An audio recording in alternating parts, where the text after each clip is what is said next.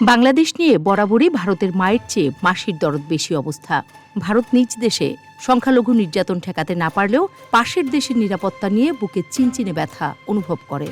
আর করবেই বা না কেন, বাংলাদেশ যে ছিল ভারতের সোনার ডিম পাড়া হাঁস। ৫ আগস্টের পর থেকে সেই হাঁস হাতছাড়া হয়ে যাওয়ায় রীতিমতো উন্মাদ হয়ে গেছে দেশটি। ভাবখানা এমন যেন বাংলাদেশ সার্বভৌম দেশ নয়, বরং ভারতের একটি অঙ্গরাজ্য। এদিকে বাংলাদেশ নিয়ে ভারতীয় মিডিয়া অনবরত মিথ্যাচার এবং অযাচিত নাক গলানো খুব একটা ভালোভাবে নেয়নি এদেশের মানুষ। রাজনৈতিক টানাপোড়েনে একদম কমে গেছে বাংলাদেশ থেকে ভারতে যাওয়ার হার, বিপাকে পড়েছে দেশটি। ভারত হয়তো ভেবেছিল ভারতে যেতে না পারলে বাংলাদেশিরা বিনা চিকিৎসায় মরে যাবে, ভারতে কেনাকাটা করতে না পারায় এদেশে উৎসব থেমে যাবে। কিন্তু ঘটনা ঘটেছে বিপরীত।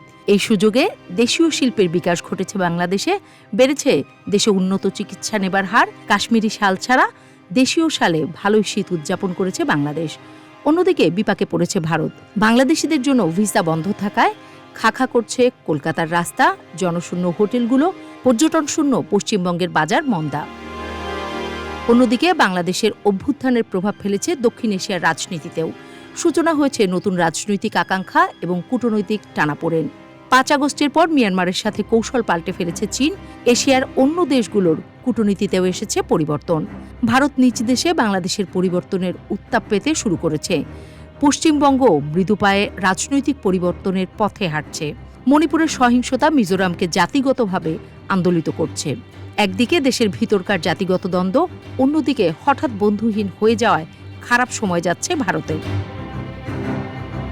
ভারতের পাশাপাশি পুরো দক্ষিণ এশিয়ায় নতুন রাজনৈতিক আকাঙ্ক্ষা, রাজনৈতিক পছন্দ নতুন করে দেশগুলোর মধ্যকার কূটনৈতিক সম্পর্ক তৈরির ইঙ্গিত দিচ্ছে। আর তাই তো হাসিনাকে বিতাড়নে গোস্বা ভুলে ইউনূস সরকারের সাথে খাতির করতে চাইছে ভারত সরকার। সাম্প্রতিক বক্তব্যে দেশটির সরকার বাংলাদেশের সাথে সুসম্পর্ক স্থাপনের বুলি আওড়াচ্ছে।